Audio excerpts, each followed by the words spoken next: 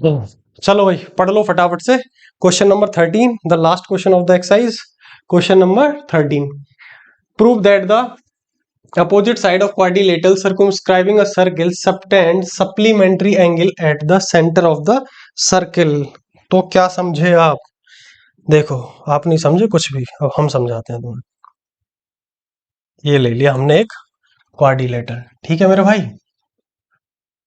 ये रहा हमारा एक क्वाड्रिलेटर। क्योंकि क्वाड्रिलेटर ज्यादा कोने में बन गया इसलिए मैंने उड़ा दिया। दोबारा देखो, ये रहा हमारा क्वाड्रिलेटर, ठीक है, विचित्र सा। अब हम इसका नामकरण कर देंगे A B C D. Question में बोला क्या, एक बार वो समझना। Prove that the opposite side of quadrilateral circumscribing a circle. एक मिनट, एक खतरनाक सी जानवर आया मेरे चश्मे पे बैठ गया।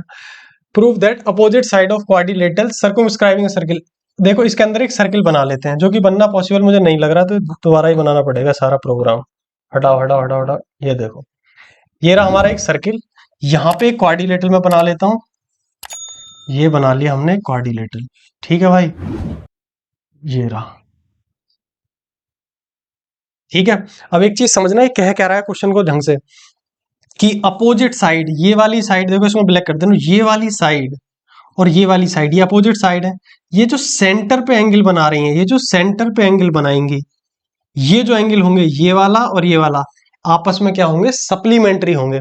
और आप जानते हो सप्लीमेंट्री एंगल कौन से होते हैं भाई? सप्लीमेंट्री एंगल वो होते हैं जिनका सम 180 होता है। तो यही हमें प्रूव करना है कि इसका और इसका सम कितना है? 180 है। आप इधर से भी प्रूव कर सकते हो कि इसका और इसका सम भी 180 है, क्योंकि अपोजिट साइड तो ये भी है। क्लियर है? चलो हम किसी एक को कर देते हैं, हम इसको प्रूव कर देते हैं।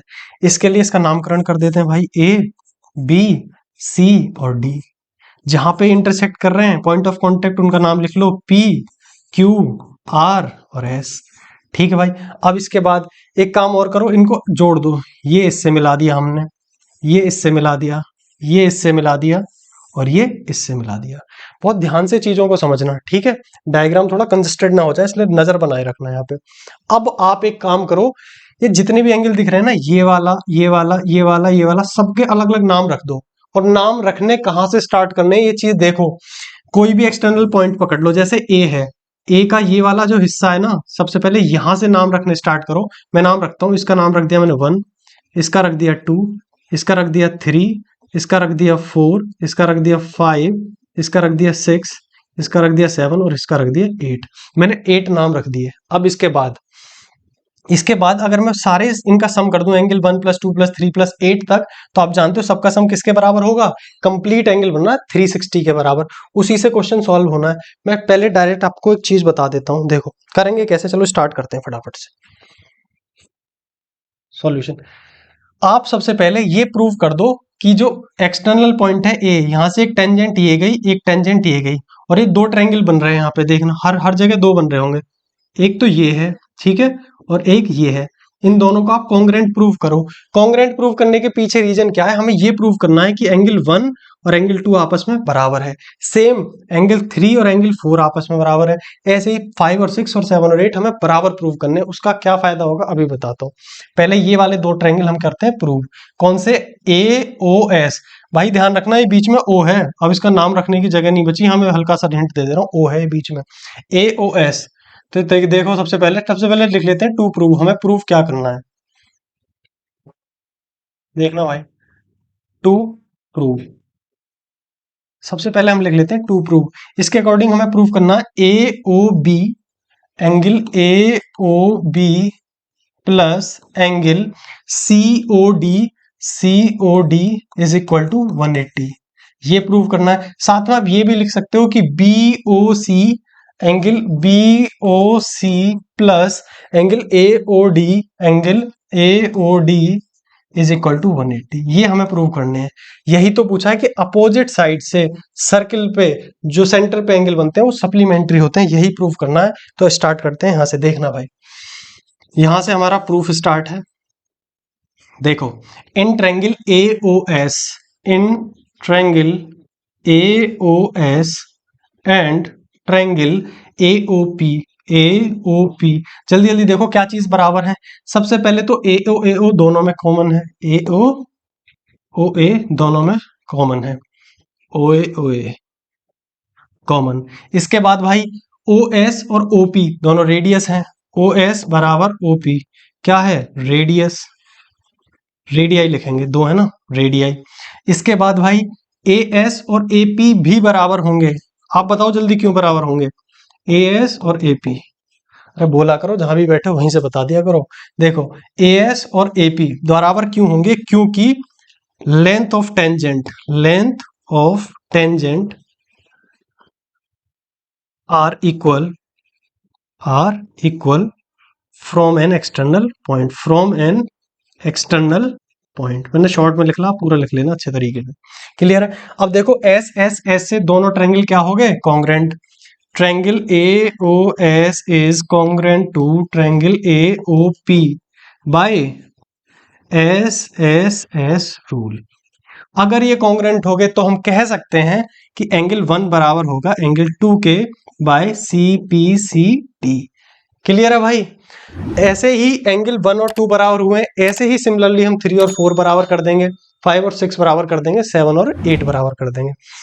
लेकिन इसके लिए हमें कॉन्ग्रेंट करने की जरूरत नहीं, हम सिर्फ सिमिलरली लिख के काम चला सकते हैं। मैं थोड़ा सा नेक्स्ट पेज का इस्तेमाल करता हूं, यहां आप लिखेंगे सिमिलरली,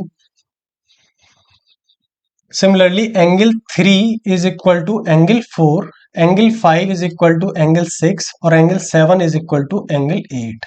और ऊपर हम प्रूव कर चुके थे angle 1 is equal to angle 2 by C P C T. इधर देख लो, सॉरी इधर देखो, यही था ना, एंगल 1 और 2 प्रूव कर लिए।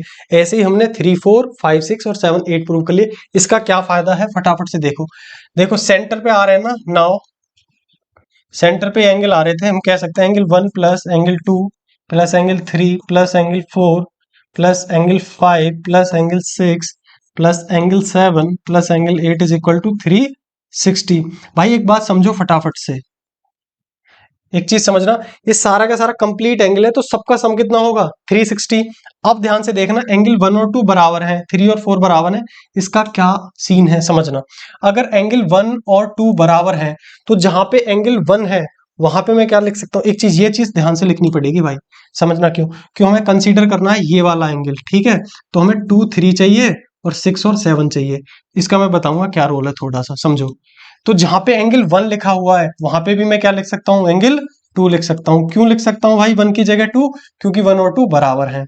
आगे समझना, जहां पे एंगल 3 है वहां पे एंगल 3 रहेगा, और जहां एंगल 4 है उसकी जगह मैं क्या लिख सकता हूं, एंगल 3 लिख सकता हूं। क्लियर है भाई। इसके बाद देखना, फिर एक बार पहले डायग्राम कंसीडर कर लेते हैं। 6 और 7 हमें बराबर करना है। देखो जहां पे एंगल 5 है वहां मैं लिख सकता हूं एंगल 6, और 6 की जगह 6 पहले से ही। इसके बाद जहां पे एंगल 7 है वहां 7, और जहां पे 8 है उसकी जगह मैं लिख सकता हूं 7। क्लियर है, इक्वल टू 360। भाई एक बात समझना, अब यहाँ पे एंगल 2 और 3 6 और 7, सिर्फ 2 3 6 और 7 ही मैंने बचाए हैं। क्यों, क्योंकि भाई यही तो इस एंगल को बना रहे होंगे, 2 3 इसको बना रहे हैं और 6 7 इसको बना रहे हैं, और लास्ट में भी यही प्रूव करना था, ठीक है। अभी आगे समझो। अब देखना हम इसको क्या लिखेंगे, 2 + 2 एंगल ट्वाइस ऑफ 2, ठीक है। एंगल 3 प्लस एंगल, भैया इसको 2 + 2 4 मत कर देना, ये एंगल को डिनोट कर रहा है। तो एंगल 2 प्लस एंगल 2 क्या हो जाएगा, ट्वाइस ऑफ एंगल 2।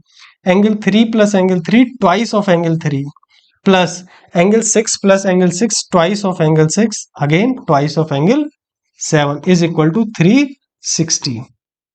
2 सभी में कॉमन है, कॉमन ले लो। अंदर क्या बचा, angle 2 plus angle 3 plus angle 6 plus angle 7 is equal to 360। 2 उधर चला जाएगा डिनोमिनेटर में, क्या बचेगा, angle 2 plus angle 3 plus angle 6 plus angle 7 is equal to 360/2, जो कि बराबर होगा किसके, 180 के। अब आप एक बात सोचो, एंगल 2 + 3 की जगह मैं क्या लिख सकता हूं, देखना एंगल 2 + 3 की ये वाला एंगल, और ये किसके बराबर है भाई, ए ओ बी के। एंगल 2 + 3 की जगह ए ओ बी, तो यहां पे मैं लिखूंगा angle A O B. Plus 6 और 7 की जगह क्या लिखेंगे भाई, 6 और 7 की जगह लिखेंगे सी ओ डी। क्या लिखेंगे, C O D, angle C O D is equal to 180 degree. मेरे भाई क्या यही तो प्रूव करना था हमको। यही तो प्रूव करना था, देखना एक बार भाई, यही तो प्रूव करना था। AOB और COD 180 प्रूव करना था, यही हो गया प्रूव। सिमिलरली आप ऐसे ही इसको कह सकते हो कि BOC प्लस AOD बराबर क्या हो जाएगा, 180। Similarly angle BOC plus angle DOA is equal to 180। भाई एक बार कंफर्म कर लूं मैं, देखो यही है ना, BOC और DOA क्लियर है, ये कितना हो जाएगा 180। यहाँ पे आपको कुछ नहीं करना, बस इस बार आप लिखोगे सिमिलरली। ठीक है, पूरा प्रोसेस दोहराने की जरूरत नहीं है। आई होप चीजें समझ में आई होंगी। मैं यहाँ पे एक चीज बताता हूँ जहाँ पे आप फंस सकते हैं, वहां ध्यान देना कि जब आप इसको चेंज कर रहे थे ना यहाँ पे हम, कि किसकी जगह क्या लिखना है, तो यहाँ पे ये ध्यान रखना कि हम जौन से एंगल को कंसीडर कर रहे हैं, जैसे एंगल 2 और 3 और 6 और 7, यही तो हमें एंगल करने थे। तो यहाँ 2 और 3 और 6 और 7 चाहिए थे, इसी को लेंगे सिर्फ यहाँ, उसी को कन्वर्ट करेंगे। 2 चाहिए था तो 1 की जगह 2, 3 चाहिए था तो 4 की जगह 3, और 6 और 7 चाहिए था तो 5 की जगह 6। कुछ बच्चे क्या कर देंगे कि इस 6 की जगह इसको 5 कर देंगे, वहीं खेल खराब हो जाएगा, पूरा क्वेश्चन पूरा गलत हो जाएगा और आप समझ भी नहीं पाएंगे क्यों गलत हो रहा है। उम्मीद है चीजें समझ में आई होंगी। फटाफट से इसको एक बार यहाँ से नोट डाउन कर लेंगे, ठीक है, स्क्रीनशॉट ले लेंगे। आई होप एक्सरसाइज समझ में आई होगी, और उम्मीद है जबरदस्त समझ में आया होगा। बाकी बातें करते हैं अगली क्लास में, तब तक के लिए टिल देन पढ़ते रहो, टाटा बाय बाय। चलो।